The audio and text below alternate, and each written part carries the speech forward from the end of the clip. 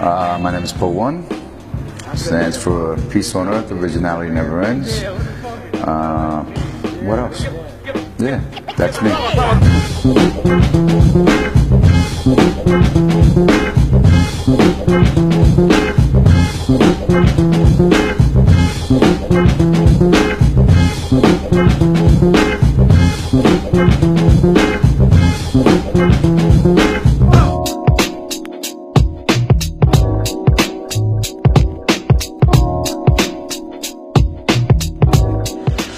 I would like the character to come back. More character, more characters in the scene. Not to be afraid to play. People are playing, but they're playing one game. It's hard to explain, but I think it's really nice if people can change their styles and their characters a bit and makes it more fun. Like to bring out the kid inside again. Track 2 told me something very fresh. Okay? Remind asked Track 2 at Mighty Force Seattle. I think it was 2007 if I'm not mistaken. Okay? Remind was doing a workshop in Seattle and I was at the hotel and I told Track 2, yo, I'm gonna go watch Remind's workshop. And Track said, yo, I'll go with you. I said, okay. So we were in the workshop, and maybe it was 2008, I don't know. But we're in the workshop, and Remind's talking, and then Remind would ask me questions in the workshop. And then I would ask Track 2 questions. And what I realized is you had 3 different generations of B-boys in there. You had a 1975 B-boy, Track 2, 76, 75, 76, you had 1982, and then you had Remind, late 80s, early 90s, B-boy. So I asked Remind, yo, is it okay if me and Track help you with the workshop? And we give a 3-generation different opinions and how similar the opinions are. And whatever Track 2 couldn't do physically, I would do. He would have me do it. So during that workshop, Remind asked him, yo, why do we still call ourselves B-boys? Because I'm not a boy anymore, I'm a man. Why don't we call ourselves B-men? B-boy, from B-boy to B-men, And Track 2 said, you know what, my brother? He goes, when you work all day, you go to school all day, you have a girlfriend or a wife that's telling you every day what to do, how to be, this, that, right? Discipline, discipline, discipline. He says, when you dance, what comes out? And then Remind said, I become a kid again. I play.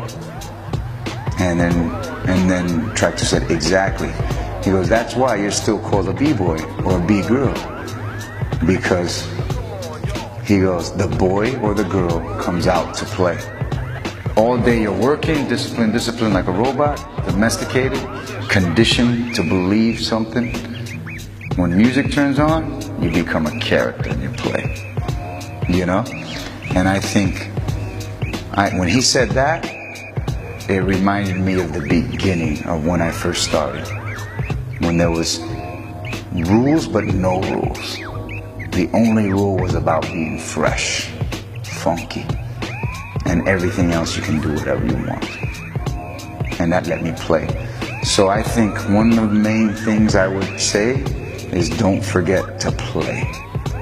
There's so much competition now, organized competitions, they're good, we need them. It gives me work, it gives other people work, and it gives somebody a place to go to show their skill, When I was growing up, we had to look for breakers, You would go to a club, sometimes breakers were there, sometimes they weren't, but the breaking would happen by you. Now you can go to one place just for breaking, And because of this, there's so many rules now of competition. You can't crash, you can't repeat, you can't do this, that. And they're good rules because it challenges you to be more perfect or more better at what you do. It challenges you. They're good, but it's also sometimes it takes away the fun, you know, because you're thinking like, oh, I crashed, I didn't do good. So a lot of people feel bad about themselves, so it takes away the liking. I would say, excuse me for the expression, but fuck it. Just do you and have fun, and if you crash, yeah, get up and go, yeah, I crashed what? Do it. You know what I mean? It's like, yo, so what, you know?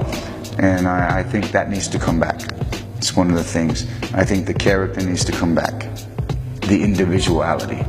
In flowing, the individuality is growing. People are trying to find themselves. But on the top rock, I think the expression of the top rock, the similarity looks the same. And there's only a few people that are the leaders. You know?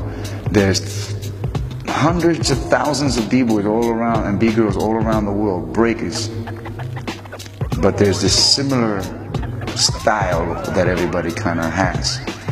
I think when I was growing up, we had the approach, the energy of it. And energy doesn't mean fast. We had a certain energy that you know, oh, that's a b-boy, or that's a b-girl, or that's a breaker. You knew it when you see it. You just, the aura. How you say aura in your language? Aura. You can see it in somebody. Hip-hop has a different aura of people, you know? And you look at somebody and you're like, wow, he looks like he breaks, or she looks like she breaks. Or they're down by law. They're down, you know what I mean? And now, a skater will look like hip-hop. And you look and you're like, I wonder if he breaks. And no, he doesn't break. The image has changed, you know? So I think I would like to change that. I would like that the image of something belongs to that, and then our image belongs to us. Now it's a fashion, and everybody has the same fashion, even if they don't do hip-hop. And it's strange to see that, because it was very special for us. We created it, you know what I mean? Like the youth, the kids created it. The way to wear something. Now you can buy it. I wish that would change a little bit. I wish people would understand the importance of how we feel when we dress a certain way. You know what I mean? That because you wear a hat that has writing on it, or people would say graffiti, you know, but it's really called writing, because it has a tag on it and you bought it from a store, it doesn't make you hip-hop. You know? Your aura makes you hip-hop. The way you present something makes you hip-hop. And I think a lot of people think, oh, I have to buy this to become hip-hop. And I think I would like to change. If I could change something, it would be that. Like, it's not what you buy, it's how you rock it. It's how you rock it. It's how you rock it. It's how the guy from Soul Sonic Force, the big pow wow, Mr. Globe, and all that song you've heard before, he's wearing feathers. And you see him on stage, and he's doing this. He's taking the native dance, and then he does this. Okay? He's taken from native, and he's not native. He's not Indian. You know, he's taking it, and he created a style with it. All because you're not native doesn't mean you don't have to do it. You're a character. You pick a character, and you can change characters. You can be a gentleman character. You can be a hooligan character. When we didn't have YouTube or computers, how did breaking create breaking? You know? What helped us create our moves?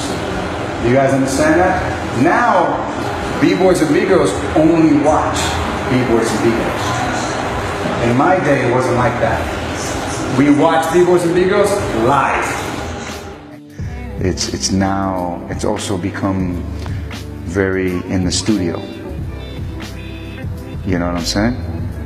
In the studio, when it was a basement thing, it was a street thing, it was going out in the street and practicing, going out and looking for other dancers, you know, and challenging them to see what they got.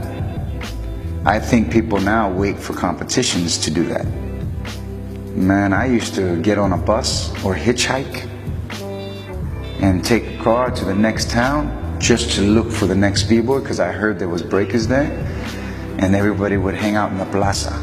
In Puerto Rico, you had a plaza. It's like the middle of the city, and everybody congregates there, goes there. So I think I would go, and I would challenge people, and then leave. I think that's missing. People don't just challenge people anymore, like just to do it. They wait for a competition to do it, And I think no, you should do it because you want to grow. Now you have YouTube, so now you can watch YouTube the next battle, and you don't have to leave your home. But I think leaving your home gives you a social experience outside, and the social experience is very important, to feel the social experience, because you see people and you meet real people, and you do the challenge and you do the experience in the party or whatever, and the friends. I don't know, that's missing in some places. Younger kids don't do it. Older kids do it. But in my day, it was the younger kids that did it.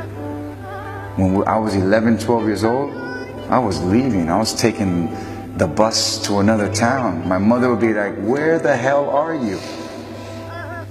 I would have to call my mother on a payphone. "Mom, I'm okay. I'm in San Juan, Escambron." Escambron was a beach we would go to. I said, I went to Escambron. "What are you doing there?" "You're 13 years old, 12 years old." And I'm like, "I want to dance." And I think the young kids now don't leave so much. Maybe they do, I don't know, I don't see it. I always see the older leaving, I think that's missing. Let the young kids dance. Let hip-hop, I call it Project Kids Take Back Hip-Hop. Let the kids take back hip-hop.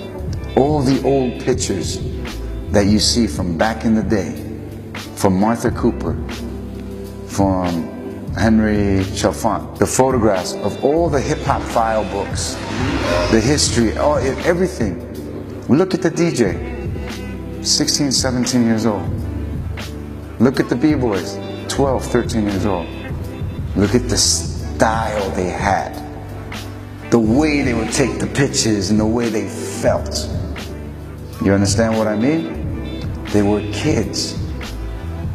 Now you have 20-year-olds standing. What happened to the feeling of the aura of the kids, I think that's missing, so I would love to change that.